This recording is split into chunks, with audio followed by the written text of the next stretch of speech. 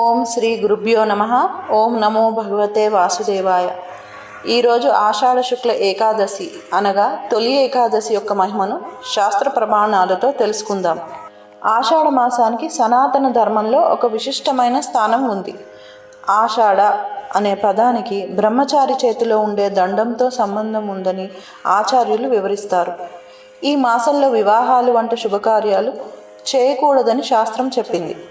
ఎందుకంటే ఈ కాలమంతా బాహ్య ఉత్సవాల కంటే అంతర్ముఖ సాధనకు, గురుభక్తికి, భగవదారాధనకు ప్రాధాన్యం ఇవ్వాలని ఋషులు ఉపదేశించారు. అయితే ఏకాదశి వ్రతం అంటే చాలామంది అన్నం తినకపోవడమే అనుకుంటారు. అందుకే ఆషాఢ మాసం వచ్చినప్పుడు సద్గురువుల పాదసేవ, భగవన్నామ స్మరణ, ఏకాదశి వ్రతం వంటి ఆధ్యాత్మిక సాధనలు అత్యంత ఫలప్రదమైనవిగా శాస్త్రం పేర్కొంది. ఏకాదశి వ్రతం అంటే చాలామంది అన్నం తినకపోవడమే అనుకుంటారు. కానీ శాస్త్రం చెప్పే ఏకాదశి అంతకంటే ఎంతో గొప్పది. ఇది కేవలం భోజనం మానేయడం కాదు, మరుసటి రోజు పారణకు ఏమి వండాలో ఏమి తినాలో అనే ఆలోచన కూడా చేయకూడదు. ఆ రోజు మొత్తం మనస్సును శ్రీహరి స్మరణతో నిలబెట్టే సాధన. నిర్జల ఏకాదశి వంటి వ్రతాలలో నీరు కూడా తాగవద్దని ఎందుకు చెప్పారో తెలుసా? మన జీవితంలో చివరి క్షణాలను ముందుగానే అభ్యాసం చేయించడానికే. మరణ సమయం వచ్చినప్పుడు మనిషి తినలేడు, తాగలేడు, శరీరంపై తన ఆధిపత్యం ఉండదు. ఆ సమయంలో భగవంతుని స్మరించగలిగిన వారే నిజమైన సాధకులు. జీవితమంతా శరీర సుఖాలకి అలవాటు పడిన మనసు చివరి క్షణంలో ఒక్కసారిగా ఈశ్వరుని ఎలా స్మరిస్తుంది? అందుకే ఏకాదశి ఉపవాసం ఒక మహత్తరమైన సాధన.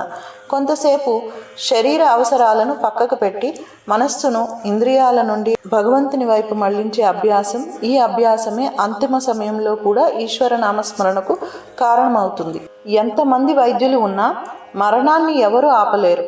శరీరానికి చికిత్స చేయగలరు కానీ మృత్యువును నివారించలేరు. అందుకే మరణం అనివార్యం అని శాస్త్రం చెబుతోంది. అయితే ఆ చివరి క్షణాల్లో భగవన్నామంతో ప్రయాణించే భాగ్యం సాధన ద్వారానే లభిస్తుంది. ఆ సాధనలోనే అత్యంత శ్రేష్టమైనది ఏకాదశి వ్రతం. ఆరోగ్యం అనేది సూర్య భగవానుని అనుగ్రహంతోనే నిలబడుతుంది. అందుకే ఆరోగ్యం భాస్కరాదిచ్చేత్. సూర్య భగవానుడు అగ్నిదేవతా స్వరూపుడు. ఆయన తేజస్సు అత్యంత పరిపుష్టంగా ఉండే రోజు ఆదివారం. అందుకే సూర్యభగవానుని అనుగ్రహం కలగాలంటే ఆదివారం ఉపవాసం చేయాలనే నియమం శాస్త్రం విధించింది. అయితే ఉపవాసం అనే మాటకు రెండు కోణాల్లో అర్థం చేసుకోవాలి. ఉపవాసం అంటే కేవలం అన్నం తినకపోవడం కాదు. కడుపులో వేసిన ఆహారం పూర్తిగా జీర్ణమై కడుపు ఖాళీ అయ్యేంత వరకు మళ్ళీ ఆహారం తీసుకోకుండా ఉండడం కూడా ఉపవాసమే. ఆయుర్వేదం ఒక గొప్ప విషయాన్ని చెబుతోంది. 3 మనుషులు వైద్యుని దర్శించాల్సిన అవసరం చాలా తక్కువగా ఉంటుంది. మొదటి రకం కడుపులో వేసిన పదార్థం పూర్తిగా జీర్ణమై కడుపు ఖాళీ అయ్యేంత వరకు మళ్ళీ ఆహారం తీసుకొని వారు. రెండవ వారు ఎడమవైపు తిరిగి ఎడమ చేతిని తల కింద పెట్టుకొని విశ్రాంతిగా నిద్రించేవారు. మూడవ వారు ప్రతిరోజు రాత్రి తాంబూల చర్వాణం చేసి కొద్దిసేపు నడిచి తర్వాత నిద్రించేవారు. ఈ 3 సంపూర్ణ ఆరోగ్యానికి ఆయుర్వేద శాస్త్రం విధించిన నియమాలు. అందుకే మహాత్ములు ఎలా పడుకుంటారో గమనించండి. ఎక్కువగా ఎడమవైపే తిరిగి పడుకుంటారు. ఎందుకంటే ఎడమవైపు పడుకోవడం వల్ల శరీరంలోని ప్రధాన అవయవాలు రక్షింపబడతాయి. నేటి వైద్యులు కూడా ఇదే విషయాన్ని చెబుతున్నారు. ఎడమవైపు తిరిగి పడుకోవడం ఆరోగ్యానికి చాలా మంచిది అని సూచిస్తున్నారు. ఉదాహరణకు చలికాలంలో రక్తనాళాలు సంకోచిస్తాయి. రక్తంలో తిరుగుతున్న కొవ్వు కణాలు ఆ సంకుచితమైన చోట ఒకదానికొకటి అంటుకుంటూ ముద్దగా మారుతాయి. దాంతో రక్త ప్రసరణకు ఆటంకం ఏర్పడి స్ట్రోక్ వచ్చే ప్రమాదం పెరుగుతుంది. ఋషులు ఇదే విషయాన్ని తమ భాషలో చెప్పారు. ఆధునిక వైద్యశాస్త్రం తన భాషలో హ్యూమన్ అనాటమీ అని చెబుతోంది. సత్యం మాత్రం ఒకటే. అందుకే కడుపులో వేసిన పదార్థం పూర్తిగా జీర్ణమయ్యేంత వరకు మళ్ళీ ఆహారం వేయకూడదు. మీరు వరుసగా ఆహారం తీసుకుంటూ జీర్ణ వ్యవస్థకు ఎప్పుడూ విశ్రాంతి ఉండదు. జీర్ణ రసాలు నిరంతరం పనిచేస్తూనే ఉంటాయి. మన శరీరంలో కొన్ని వ్యవస్థలను మనం ఆపలేం. గుండెను ఆపలేం, శ్వాసను ఆపలేం. ఊపిరితిత్తులు, గుండె ఇవి మనం విశ్రాంతి తీసుకున్నా తమ పని చేస్తూనే ఉంటాయి.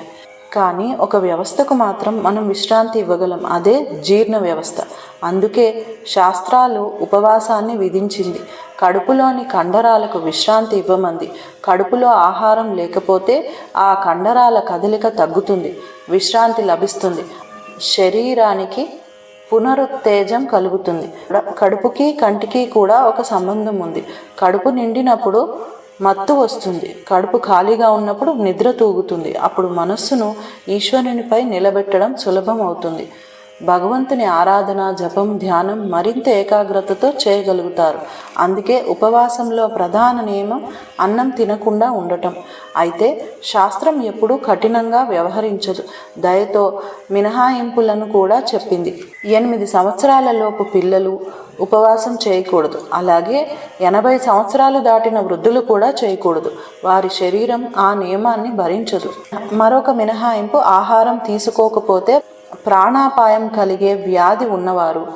ఉదాహరణకు కొందరు మధుమేహ రోగాలు వారు దీర్ఘకాలం ఉపవాసం ఉంటే కోమాలోకి వెళ్ళే ప్రమాదం ఉంటుంది. అలాంటి వారు శరీరానికి అవసరమైనంత ఆహారం తీసుకున్నా శాస్త్రం దోషంగా చెప్పదు.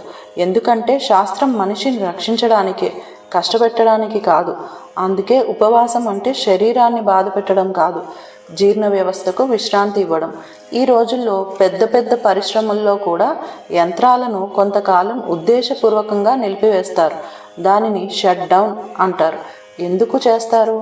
యంత్రానికి జీవితకాలం పెరగడానికి. అదే సూత్రాన్ని 1000 సంవత్సరాల క్రితమే మన ఋషులు మన శరీరానికి అన్వయించారు. ఈ శరీరం కూడా ఒక యంత్రం, ఇది ఒక ఉపకరణం, ఇది ఒక తెప్ప. ఈ తెప్ప ఉన్నంత కాలమే మనం ధర్మం చేయగలం, పుణ్యం సంపాదించగలం, భగవంతుని చేరే ప్రయాణాన్ని పూర్తి చేయగలం. ఈ శరీరం కూడా ఒక యంత్రం, ఈ శరీరం ఒక ఉపకరణం. దీన్ని చాలా జాగ్రత్తగా వాడుకోవాలి. దీని ఆయుష్ పెరగాలంటే 2 నియమాలు చేయాలి. ఒకటి, ఆవేశపడకూడదు, ఊపిరి వృధాగా ఖర్చు చేయకూడదు, ఎందుకంటే ఊపిరిలోనే ఆయుష్ ఉంది. రెండవది, ఉపవాసం చేయాలి. ఈ రెండింటిని ఆచరించిన వాడే దీర్ఘాయుష్మంతుడు అవుతాడు. అయితే దీర్ఘాయుష్షు పాపం చేయడానికి కాదు, తన జీవితాన్ని చక్కదిద్దుకోవడానికి, ధర్మం చేయడానికి, భగవంతుని చేరడానికి కావాలి. అలాంటి మహత్తరమైన సాధన కోసం వచ్చిన అద్భుతమైన తిథే ఈ ఏకాదశి. శాస్త్రం ఒక అద్భుతమైన మాట చెప్పింది. ఏకాదశ్యాం తు కర్తవ్యం సర్వేషం భోజనద్వయం. ఈ శ్లోకం వినగానే మీకు సందేహం వస్తుంది, ఏమిటిది? ఇంతసేపు ఉపవాసం చేయమన్నారు, ఇప్పుడు ఏకాదశి రోజు 2 పూటల భోజనం చేయమంటున్నారా? అదే ఋషుల బోధనా విధానం. ముందుగా సందేహం కలిగిస్తారు, తరువాత దానికే సమాధానం చెబుతారు. ఇక్కడ భోజనద్వయం అంటే 2 పూటల భోజనం కాదు. భో జనః, ఓ జనులారా, ద్వయం 2 నియమాలు. అంటే ఏకాదశి రోజున ప్రతి ఒక్కరూ 2 నియమాలను పాటించాలి. మొదటిది శుద్ధోపవాస ప్రథమః, రెండవది సతతం శరణం తదా. కేవలం తినకుండా కూర్చుంటే ఫలితం రాదు. భగవత్ సంబంధమైన విషయాలను వినాలి, భగవన్నామస్మరణ చేయాలి. ఏకాదశి తిథి ఉన్నంతసేపు ఉపవాసం ఎంత ముఖ్యమో, ద్వాదశి తిథి వచ్చిన వెంటనే పారణ చేయడం కూడా అంతే ముఖ్యం. ద్వాదశి తిథి ప్రవేశించగానే పారణ చేయాలి, ఆలస్యం చేయకూడదు. అందుకే భక్తులు తెల్లవారుజామునే లేచి పారణకు సిద్ధమవుతారు. ఏకాదశి వ్రతం అనేది కేవలం ఆకలితో ఉండే వ్రతం కాదు, శరీరాన్ని శుద్ధి చేసే సాధన, మనస్సును ఈశ్వరునిపై నిలబెట్టే ఉపాయం, జీవితాన్ని పవిత్రం చేసే మహావ్రతం. శాస్త్రం చెప్పిన విధంగా శ్రద్ధ, భక్తి, నియమనిష్టలతో ఈ వ్రతాన్ని ఆచరిస్తే శ్రీమన్నారాయణుని అనుగ్రహం, ఆయురారోగ్యాలు, ఐశ్వర్యం, అంతిమంగా మోక్షప్రాప్తి కలుగుతాయి. భగవంతుని కృప అందరిపైన ఉండాలని ప్రార్థిస్తూ ఓం నమో నారాయణాయ. సర్వం శ్రీకృష్ణార్పణమస్తు.